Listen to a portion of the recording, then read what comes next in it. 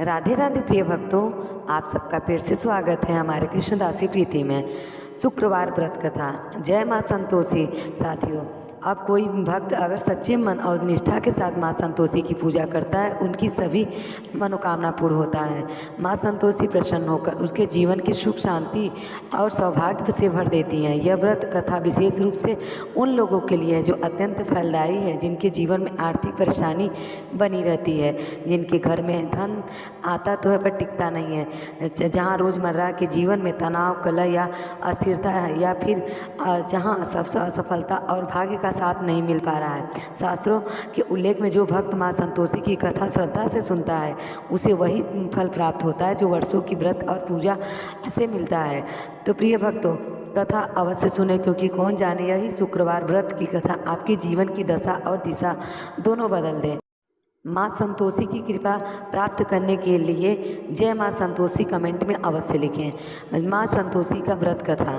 यह कथा एक ऐसी ही दुखियारी स्त्री की है जिसका नाम कमला था। कमला अपने पति राम प्रसाद की दूसरी पत्नी थी।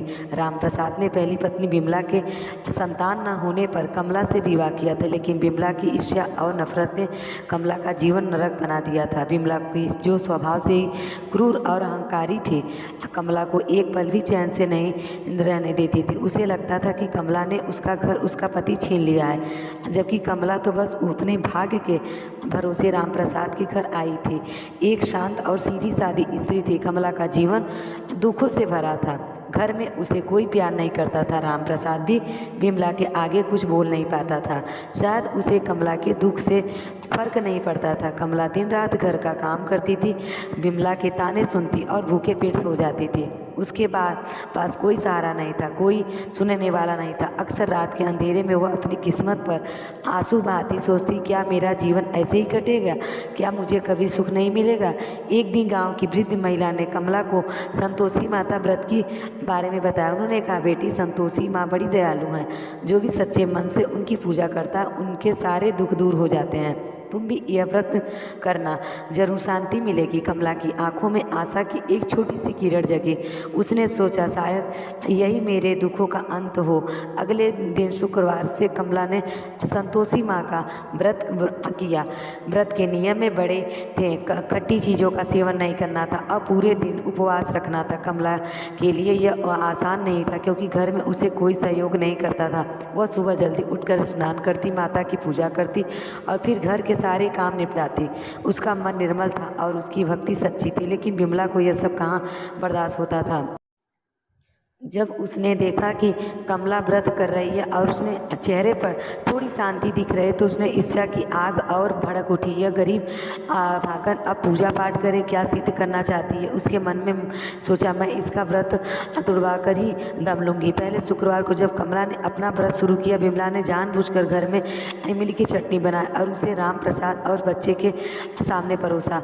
उसकी तेज खुशबू कमला पर तक पहुँच रही थी, लेकिन कमला ने अपनी आँखें बंद कर ली और मन ही मन संतोषी माँ का जाप करने लगी। हे माँ संतोषी, उसने फुसफुसाया, मेरी शक्ति बनाए रखना। दूसरे शुक्रवार को बिमला ने और भी खतरनाक चाल चली। उसने कमला के पीने के पानी में नींबू का रस मिला दिया। जब कमला प्यास से बेहाल होकर पानी पीने लगी, तो पहले ही घुट में उसे खट्टापन महसूस हुआ। उसने तुरंत लोटा दूर फेंक दिया। यही नहीं, खट्टा है। उनकी आंखों में आंसू भरा। उनका व्रत लगभग टूट गया था।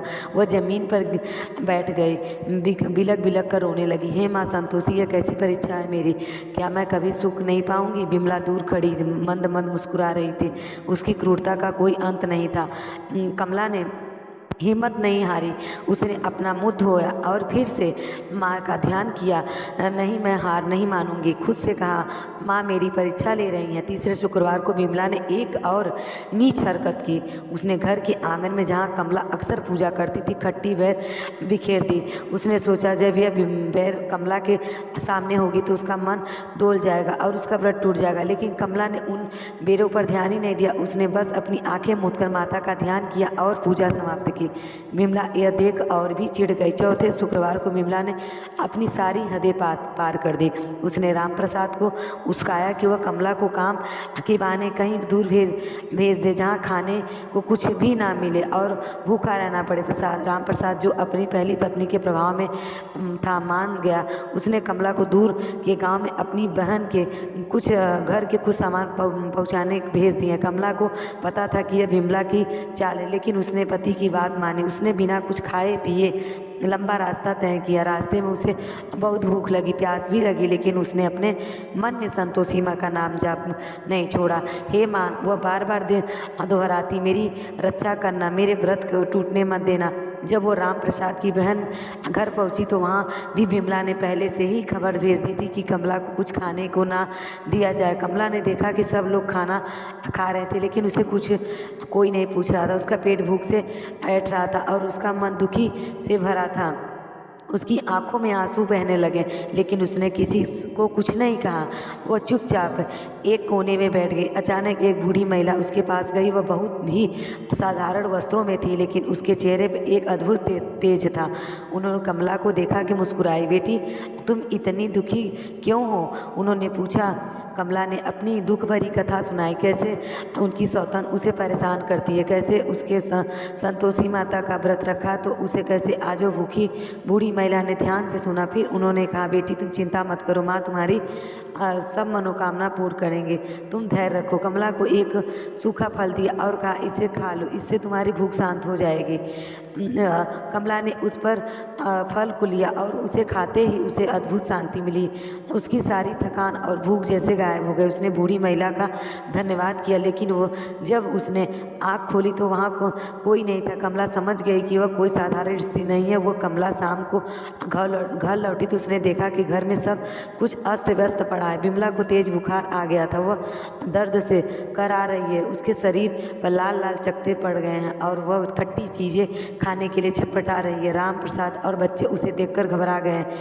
कमला ने विमला को हालत देखी तो उसका मन बहुत दुखी हो गया। वो घबरा गई और दुख से में भर गया। भले ही विमला उसे कितना ही सताया था, लेकिन वह उनकी सौतन थी। कमला ने उसे तुरंत वैद्य को बुलाया। वैद्य ने विमला की हालत देखकर कहा कि इसे किसी चीज़ से एलर्जी हुई और खट्टी चीज़ें खाने बहुत तीव्र इच्छा हो रही है। अगर इसने खट्टी चीज़ खाई तो इसकी हालत और बिगड़ जाएगी। विमला दर्द से चिल्ला रही थी। उसे खट्टी चीज़ें चाहिए, नींबू, इमली, कुछ भी लाओ, लेकिन कोई इसे कुछ नहीं दे रहा था, क्योंकि उसे वैद्य की बात पर भरोसा था। कमला ने तब अपने मन में सोचा कि यह सब मेरी माँ संतोषी का प्रताप है। उन्होंने मेरी सौतों को सबक सिखाया। लेकिन कमला का मन दया से भर गया। उसने कभी भी किसी का बुरा नहीं चाहा। उसने माँ संतोषी से प्रार्थना की, हे माँ, मेरी सौतन को क्षमा कर दो, उसे ठीक कर दो। मैं चाहती हूँ कि उसे और कष्ट ना हो। कमला ने विमला की सेवा करनी शुरू की। उसने उसके माथे पर ठंडी पट्टी रख दी, उसे दबा दी और उसके पास बैठकर उसे ठास बधाया। विमला, जो हमेशा कमला से नफरत करती थी, कमला की सेवा देखकर हैरान रह गई। उसने देखा कि कमला की आंखों में उसके लिए कोई घृणा नहीं थी, केवल दया थी। कि आगे शुक्रवार को जब कमला ने फिर व्रत रखा तो विमला ने उसे रोकने की कोशिश नहीं की, बल्कि वह चुपचाप देखती रही। कमला ने अपनी चुप पूजा समाप्त की और जब उसने आरती थाली घुमाई तो विमला ने पहली बार उसमें हाथ जोड़कर प्रसाद लिया। धीरे धीरे विमला की तबीयत सुधरने लगी, लेकिन उसके मन में एक बड़ा बदलाव आ गया। उसने देखा कि कैसे कमला ने उसके पूरे व्यवहार के बावजूद उसकी सेवा की। उसे अपनी गलतियों का एहसास होने लगा। एक दिन जब कमला घर का काम कर रही थी, विमला उसके पास आई और उसके पैर पर गिर पड़ी। कमला, मुझे माफ़ कर दो, मैंने तुम्हें बहुत सताया। मैंने इतनी ईर्ष्यालु और क्रूर थी कि तुमने मेरी जान बचाई, जबकि मैं तुम्हें हमेशा दुख देती रही। कमला ने विमला को उठाया और गले से लगा लिया।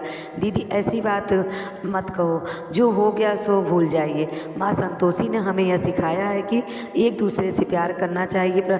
राम प्रसाद ने यह सब देखा और उसे अपनी गलती का एहसास हुआ कि उसने कभी कमला का यह साथ नहीं दिया। उसने कमला से माफ़ी माफ़ी मांगी और उस दिन से राम प्रसाद और बिमला दोनों कमला का सम्मान करने लगे। घर में शांति और प्रेम का वातावरण बन गया। कमला ने संतोषी माँ के व्रत जारी रखे। अब उसे कोई रोकने वाला नहीं था, बल्कि बिमला भी उसके साथ पूजा में बैठने लगी। उनके घर में धन ध्यान की वृद्धि हुई और उन्हें संतान सुख भी प्राप्त हुआ। कमला ने एक सुंदर पुत्र को जन्म दिया, जिससे पूरे घर में खुशियाँ छा गई। यह सब संतोषी माँ की कृपा से हुआ था। कमला ने कभी हार नहीं मानी थी। उसने अपनी आस्था और धैर्य बनाए रखा। बिमला ने अपनी गलतियों से सबक सीखा था और उसने अपनी ईर्ष्या को त्याग कर प्रेम को अपनाया।